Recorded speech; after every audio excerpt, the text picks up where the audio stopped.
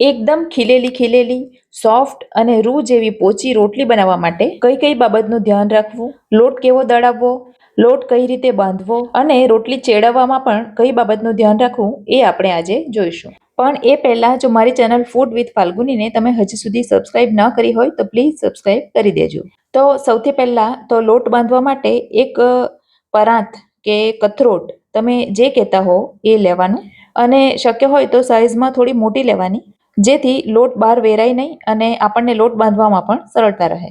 અને એની નીચે એક કપડું મૂકી દેવાનું, જેથી લોટ બાંધતી વખતે એ ખસી ન જાય. હવે રોટલીના લોટના ડબ્બામાં હું હંમેશા એક ચાળણી અને એક આ રીતનો પ્લાસ્ટિકનો ચમચો મૂકી રાખું છું, જેથી લોટ લેવામાં સરળતા રહે. હવે અહીં મેં મેઝરમેન્ટ માટે એક કપ લીધો છે અને આ કપના માપથી આપણે લોટ લઈશું. તો અહીં મેં 2 કપ લોટ લીધો છે અને લોટને આપણે ચાળી લઈશું. હવે લોટની વચ્ચે એક ખાડો કરી દેવાનો અને એમાં 2 ખાવાની ચમચી ભરાય એટલું મોણ લઈશું. અને મોણ માટે તમે કોઈ પણ તેલ લઈ શકો છો. અને 5 ચમચી જેટલું મીઠું ઉમેરીશું. અહીં મીઠું ઉમેરવું ટોટલી ઓપ્શનલ છે, જો તમને ગમતું હોય તો જ ઉમેરવાનું. મારી વાત કરું તો હું રોજની રોટલી બનાવવામાં મીઠું નથી ઉમેરતી. હવે મોણ અને મીઠુંને લોટ સાથે સરસ રીતે મિક્સ કરી લઈશું અને બધું બરાબર મિક્સ થઈ જાય ત્યાર પછી પાણી ઉમેરી આપણે લોટ બાંધીશું. અહીં મેં 1 કપ ભરીને પાણી લીધું છે અને એનાથી આપણે લોટ બાંધીશું એટલે તમને ખબર પડે કે કેટલા પાણીની જરૂર પડી. અને પાણી નોર્મલ લેવાનું, અહીં ગરમ પાણી લેવાની જરૂર નથી.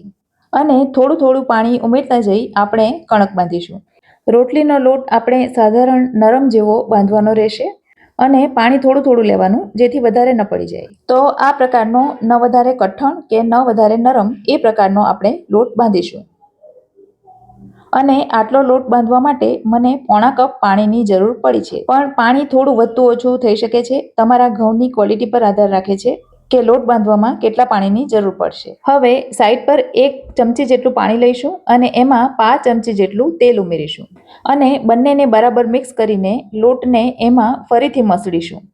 આ રીતે તેલ પાણી કરી અને એમાં બાંધેલા લોટને મસળવાથી લોટ એકદમ સોફ્ટ થાય છે અને રોટલી વણવામાં પણ સરળતા રહે છે. હવે જો તમારી રોટલી એકદમ પોચી રૂ જેવી નથી થતી તો એ માટેના 3 કારણ હું તમને જણાવી દઉં. એક તો તમારા ઘઉં સારી ક્વોલિટીના હોવા જોઈએ. બીજું કે દળેલો રોટલીનો લોટ એકદમ ઝીણો હોવો જોઈએ. તમારો લોટ જેટલો ઝીણો હશે તમારી રોટલી એટલી જ પોચી થશે. તો આ 2 વાતનું ખાસ ધ્યાન રાખવાનું. અને ત્રીજું કારણ હું તમને આગળ જણાવું છું. તો 1-2 મિનિટ સુધી આ રીતે મસળ્યા પછી લોટ આપણો સરસ રીતે બંધાઈને તૈયાર થઈ ગયો છે. તો હવે આપણે એમાં 5 ચમચી તેલ ઉમેરીશું અને લોટને તેલથી સરસ રીતે ગ્રીસ કરી લઈશું અને ત્યાર પછી એને ઢાંકીને ઓછામાં ઓછા અડધા કલાક માટે મૂકી દઈશું.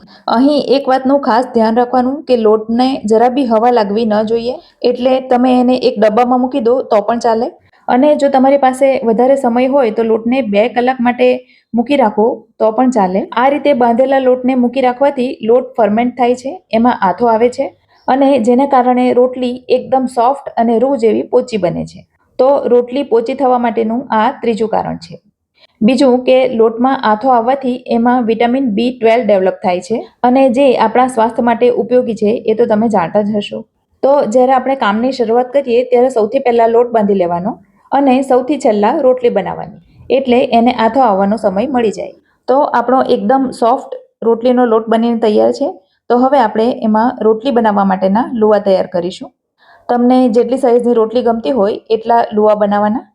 તો આ રીતે લુવા તૈયાર થઈ જાય એટલે આપણે હવે એમાંથી રોટલી બનાવીશું. હવે રોટલી બનાવવા માટે આપણને અટામણ એટલે કે કોરો લોટ જોઈશે. તો આ અટામણ માટેનો લોટ તમે રોટલીનો લોટ પણ લઈ શકો છો અથવા તો ચોખાનો ઝીણો લોટ પણ લઈ શકો છો. હવે રોટલીના લુવાને અટામણમાં રગદોળી પહેલા પૂરી જેવડી સાઈઝ કરવાની અને પૂરી જેવડી સાઈઝ થાય એટલે આપણે એને ફરી પાછો અટામણમાં રગદોળીને ફરીથી મોટી સાઈઝ એટલે કે રોટલીની સાઈઝ કરવાની. રોટલી વણતી વખતે એ વાતનું ખાસ ધ્યાન રાખવાનું કે રોટલી બધી તરફથી એકદમ સરખી વણાવવી જોઈએ. કોઈ જગ્યાએ જાડી કે કોઈ જગ્યાએ પાતળી ન હોવી જોઈએ, તો જ તમારી રોટલી ખીલશે. તો આપણી આ રોટલી સરસ રીતે વણાઈ ગઈ છે. તમે જોઈ શકો છો આ પ્રકારની ગોળ અને બધી બાજુથી એકદમ સરખી રોટલી વણવાની, જે વધારે પડતી જાડી અને વધારે પડતી પાતળી પણ ન હોવી જોઈએ. તો હવે આપણે એને શેકીશું. તો રોટલી શેકવા માટે મેં તવો ગરમ થવા માટે મૂકી દીધો હતો અને એ ગરમ થઈ ગયો છે. તવો મધ્યમ ગરમ હોવો જોઈએ, વધારે પડતો ગરમ નહીં કરી દેવાનો. રોટલીને તવા પર મૂકી દીધા પછી એક તરફ એને ચડતા લગભગ 10 થી 15 સેકન્ડ થાય છે, અથવા તો એના પર નાની નાની ફોડકીઓ થવા માંડે એટલે એક તરફ થઈ ગઈ છે એમ સમજવાનું. એટલે તરત જ રોટલીની સાઈડ ચેન્જ કરી દેવાની. હું હાથથી કરું છું, પણ તમને હાથથી ન ફાવે તો ચીપિયાનો ઉપયોગ કરવાનો. હવે રોટલીને બીજી તરફ ટર્ન કર્યા પછી 10 થી 15 સેકન્ડ થાય ત્યાર પછી ગેસની ફ્લેમ ફૂલ કરી દેવાની અને ફૂલ ફ્લેમ પર ફરી પાછી 10 સેકન્ડ થવા દેવાની. અને જો તમને ખ્યાલ ન આવે તો રોટલીને ટર્ન કરીને જોઈ લેવાની અને ત્યાર પછી તવો ઊંચકી અને રોટલીને ઊંધી ગેસ ઉપર મૂકી દેવાની. એટલે તરત જ રોટલીનો દડો થઈ જશે. રોટલી બનાવવા માટે હંમેશા હાથાવાળો તવો લેવાનો, જેથી આપણને રોટલી ફૂલવવામાં સરળતા રહે. હવે રોટલી થઈ ગયા પછી આપણે એના ઉપર ઘી લગાવી દેવાનું, જેથી રોટલી એકદમ સોફ્ટ રહે.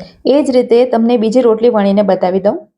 એક તરફ રોટલી વણવાની અને બીજી તરફ તાવી ઉપર ચેડવતા જવાનું. પણ જો તમે જલ્દી વણી ન શકતા હોય તો 2-3 રોટલી પહેલા વણીને તૈયાર કરી દેવાની અને ત્યાર પછી એને ચેડવવાની. બીજું કે જો તમારી રોટલી વાસી થઈ ગયા પછી તૂટી જતી હોય તો એના 2 કારણ હોઈ શકે છે. એક તો તમારા ઘઉં સારી ક્વોલિટીના ન હોય, અને બીજું કે જો તમે લોટ બાંધતી વખતે વધારે પડતું મોણ નાખ્યું હશે તો પણ રોટલી વાસી થઈ ગયા પછી તૂટી શકે છે. અને બીજી એક વાત કે રોટલી તૈયાર થઈ ગયા પછી આપણે એને એક કપડા ઉપર રાખવાની. આમ કરવાથી રોટલીની નીચે જે પાણી વળે છે એ કપડામાં શોષાઈ જશે અને જેના લીધે છેલ્લી રોટલી બગડતી નથી. તો આ રીતે એક ઉપર એક રોટલી મૂકતા જવાનું અને દરેક રોટલી ઉપર થોડું ઘી લગાવતા જવાનું. અને બધી રોટલી થઈ જાય એટલે રોટલીને એક કેસરોલમાં એટલે કે ગરમામાં મૂકી દેવાની. અને જો તમારી પાસે ગરમું ન હોય તો કોઈ ડબ્બામાં મૂકી દેવાની. જો એને હવા લાગશે તો પણ એ કડક થઈ જશે. અને કેસરોલની અંદર પણ કપડું મૂકી અને એને રોટલી ઉપર ઢાંકી દેવાનું, જેથી અંદર પાણી ન થાય. તો બધી રોટલી બની ગયા પછી હવે થોડી ઠંડી થઈ ગઈ છે અને તમે જોઈ શકો છો કે રોટલી કેટલી સોફ્ટ થઈ છે. આ રીતે ડૂચો વાળીને એને ફરી પાછી ખોલીએ તો પણ એ તૂટતી નથી. તો મારી આ રોટલી બનાવવાની રીત તમને ગમી હોય તો વિડીયોને લાઈક કરજો અને તમારા સર્કલમાં શેર કરજો. તો ફરી મળીશું આવી જ એક નવી રેસીપી સાથે. ત્યાં સુધી મને રજા આપો. આવજો.